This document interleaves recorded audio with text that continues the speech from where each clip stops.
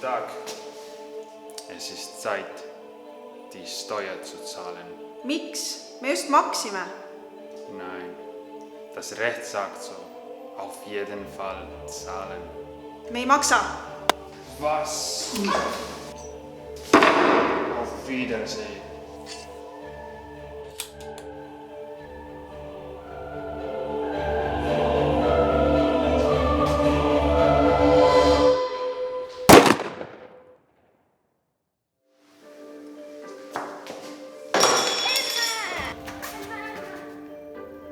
Juukse, taadi juurde.